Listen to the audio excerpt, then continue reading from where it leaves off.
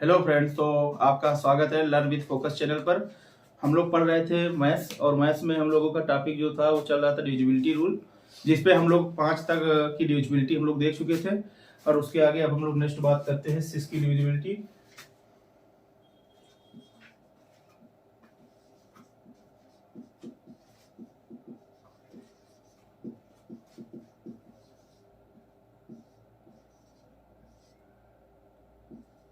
अगर 6 की डिविजिबिलिटी की बात अगर हम लोग करें तो सबसे पहले हम लोगों को देखना होगा, अगर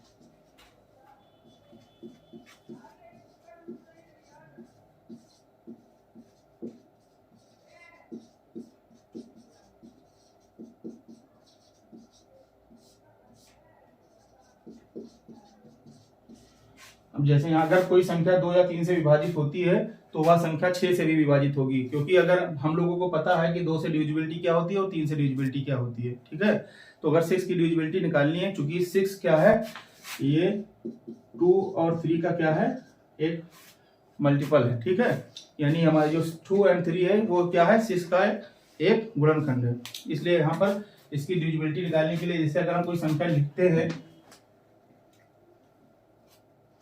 अगर हम बात करें 36, 9, 6, ठीक है, तो यहाँ पर अगर हम देखेंगे तो 36, अब इसको अगर हमको डिविजिबिलिटी रूल निकालनी है तो इसमें देखना पड़ेगा 9, यहाँ पे देखा जाए तो इवन नंबर है, यानी ये 2 से डिविजिबल है। और 3 से अगर डिविजिबिलिटी देखनी है तो इसका जो सम होगा वो किससे डिविजिबल होना चाहिए, 3 से डिविजिबल होना चाहिए। इसलिए यहाँ पे 6, 9, 6, 3 ये देखा जाए तो एक हिसाब से 3 के ही मल्टीपल है, इसलिए इनका जो सम होगा वो भी 3 से मल्टीपल होगा। इसलिए ये जो संख्या है वो 6 से पूरी तरह से डिविजिबल हो जाएगी। ठीक है, अब इसके बाद हम लोग बात करते हैं डिविजिबिलिटी ऑफ 7 की।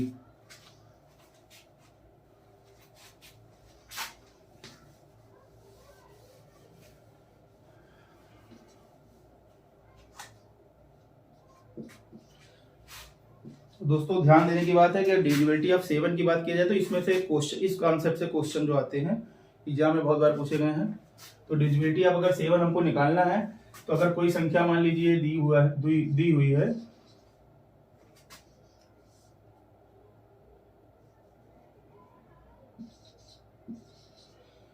मान लीजिए कोई ये संख्या 7, 9, 8 दी हुई है। ठीक है, अगर हमको 7 की डिविजिबिलिटी निकालनी है तो हमें क्या करना होगा, तो यूनिट प्लेस पे जो संख्या लिखी होगी उसको हम क्या करेंगे, 2 से मल्टीप्लाई कर लेंगे।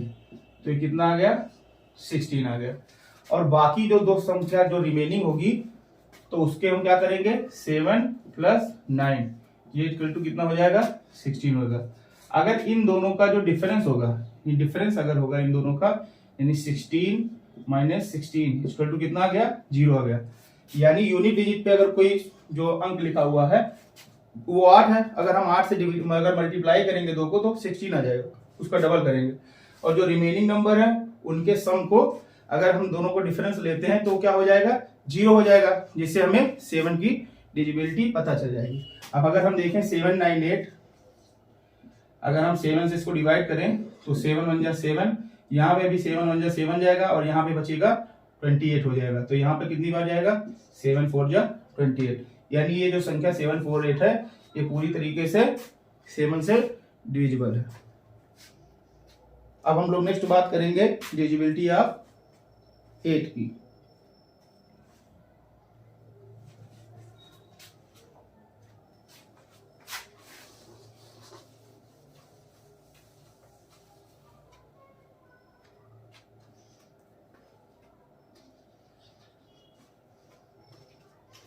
तो अगर डिविजिबिलिटी 8 की बात करें, अगर कोई संख्या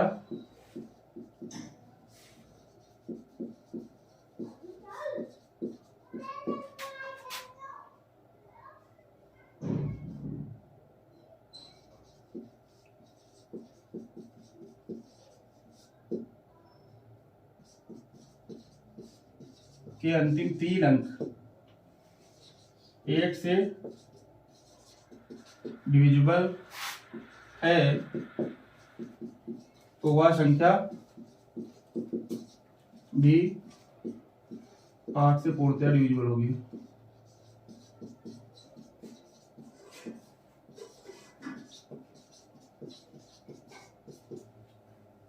ओके, तो यहां पे अगर हम बात करें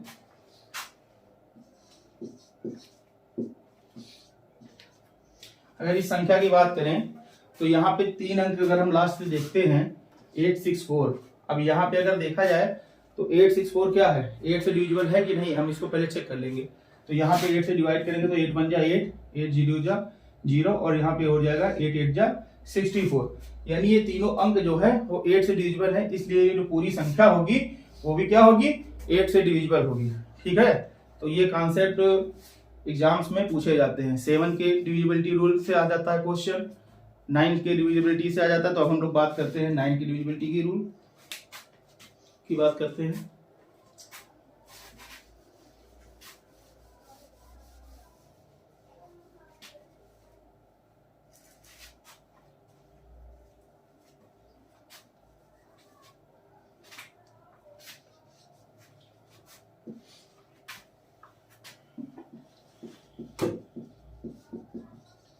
अगर किसी संख्या के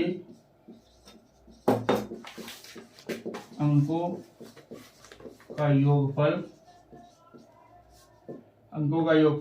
9 से डिविजिबल होगा तो वह संख्या भी 9 से डिविजिबल होगी।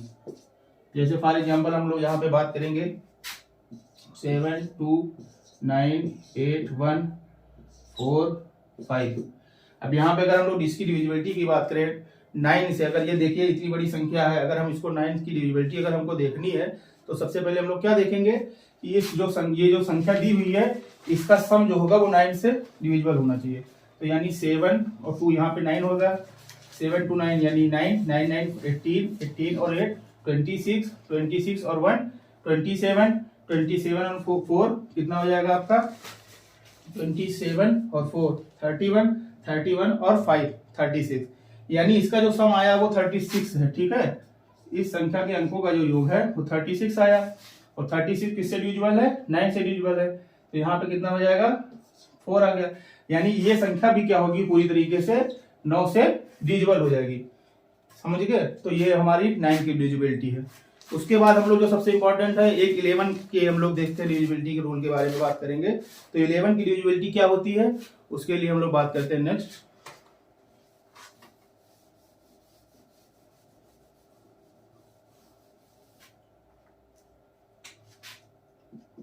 तो 11 की डिविजिबिलिटी की अगर हम लोग बात करते हैं तो सबसे पहले इसमें देखते हैं, जैसे मान लीजिए कोई संख्या दी हुई है 7 9 5 4 3।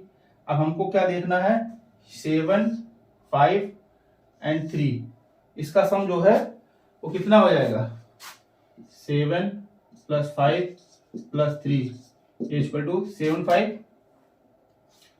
12 हो जाएगा एंड 3 15। ठीक है, अब यहाँ पे इसकी अगर सम देखें यहाँ पे 6 लिख दीजिएगा, 6 आ जाएगा।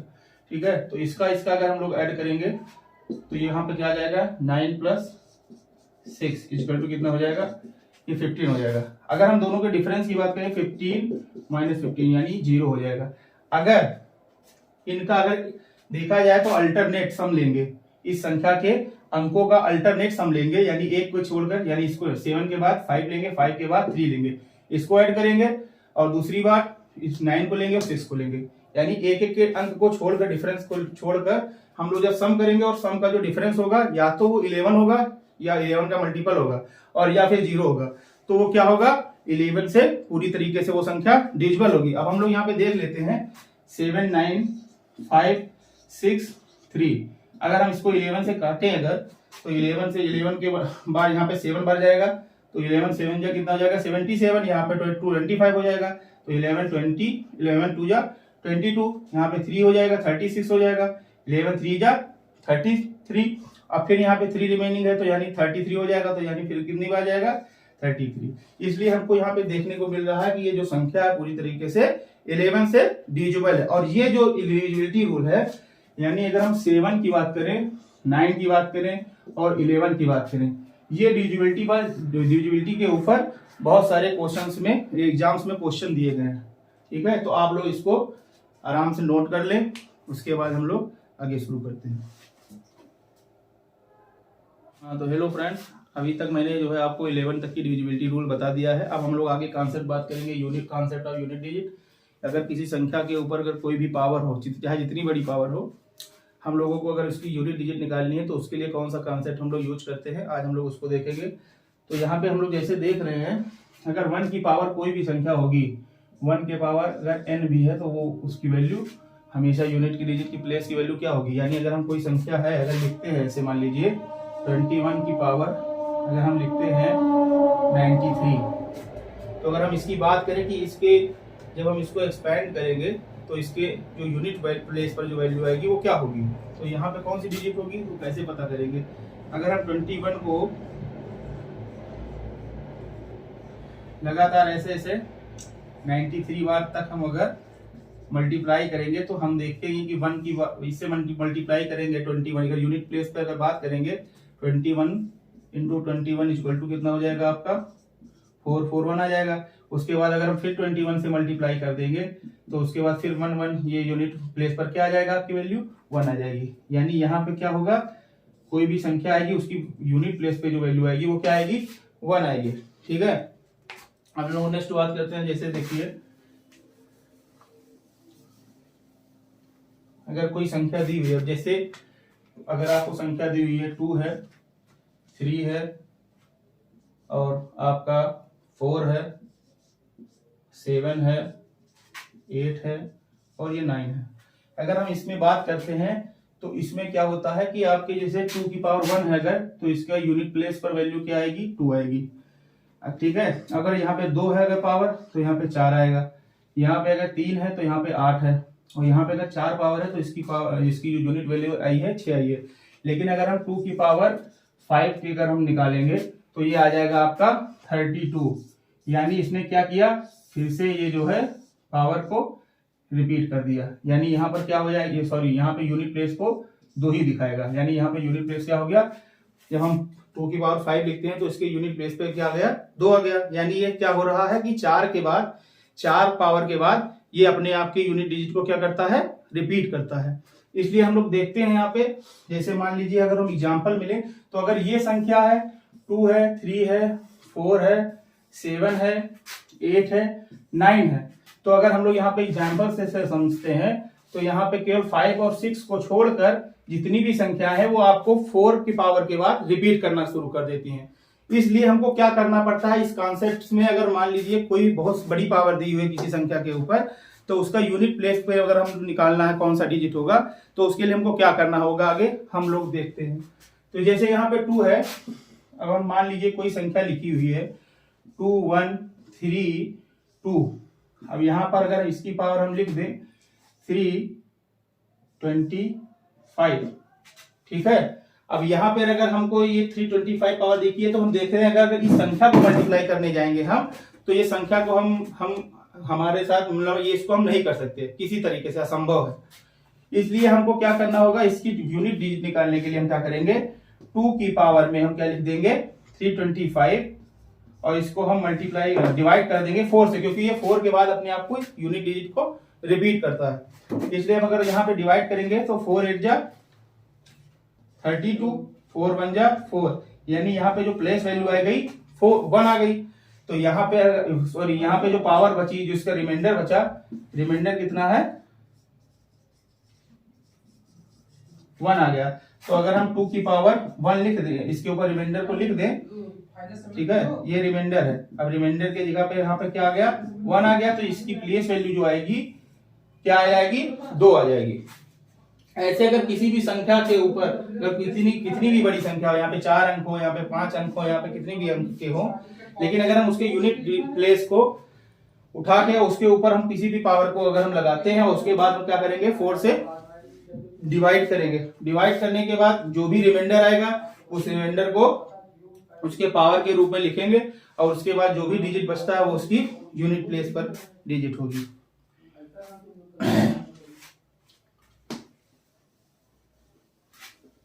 अब फॉर एग्जाम्पल हम लोग दूसरा भी देखते हैं।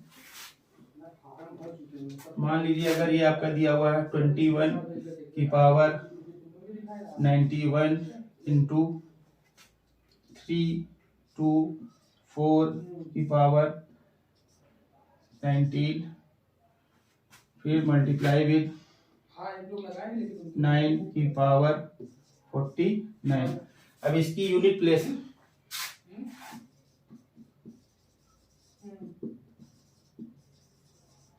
यूनिट डिजिट हमको निकालना है।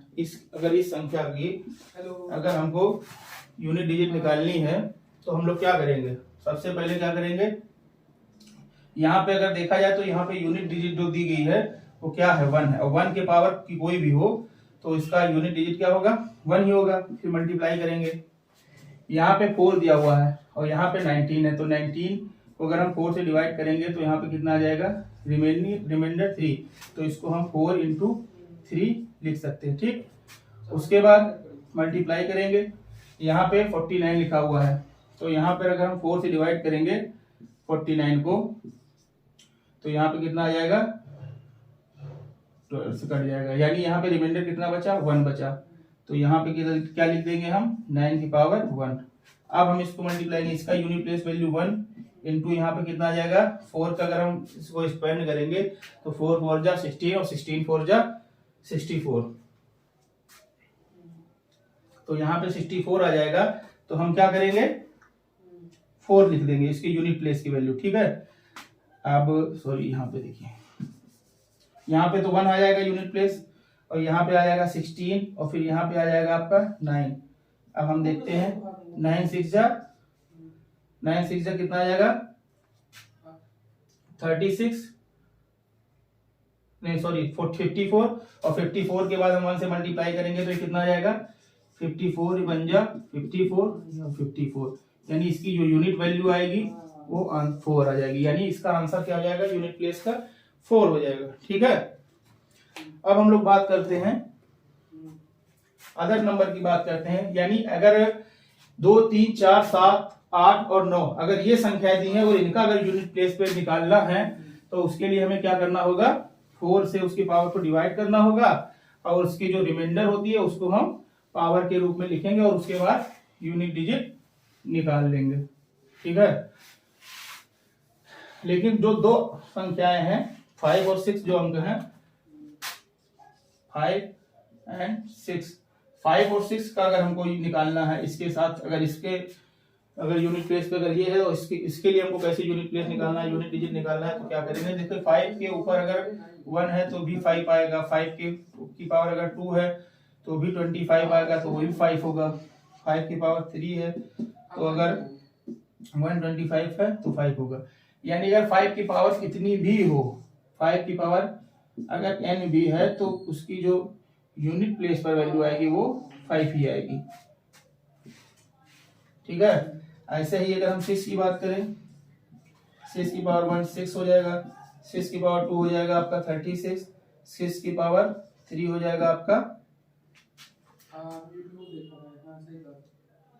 216। ठीक है, ये आएगा। तो यहाँ पे अगर हमको देखा जाए तो यूनिट डिजिट सब में क्या आ रही है सेम आ रही है, यानी 6 की पावर भी अगर हम कोई भी संख्या लिख देंगे तो उसकी जो यूनिट प्लेस पे जो डिजिट आएगी वो क्या आ जाएगी 6 ही आ जाएगी, यानी हमारा यहाँ पे कॉन्सेप्ट ये समझ में आ गया कि केवल 5 और 6 को छोड़ के जो भी संख्याएं हैं वो 4 के बाद रिपीट होना शुरू हो जाती हैं, 4 की पावर के बाद रिपीट हो जाती हैं। तो ऐसे ही हम लोगों को इसका डिफरेंस मालूम हो गया और ये सब क्वेश्चन आपके एग्जाम्स में पूछे जाते हैं।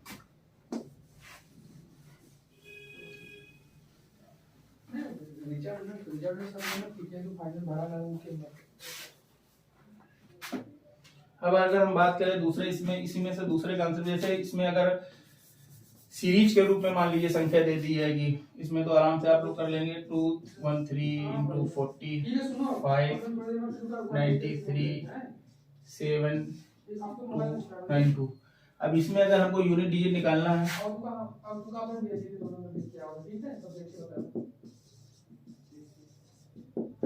का यूनिट डिजिट, ठीक है, तो इसके लिए हमको क्या करना होगा 3 × 5 × 3 × 2, 3 5 यानी यहाँ पे 3 × 5 × 3 × 2 × 2, 3 5 जा 15, 15 में आपका 5 आ गया, 5 3 जा फिर 15 हो जाएगा, 15 में 5 5 2 जा 10, यानी इसकी जो वैल्यू होगी वो आपकी 0 होगी यूनिट डिजिट पे, इसलिए आपका यूनिट प्लेस पे कौन सी डिजिट आएगी 0 आ जाएगी। ओके।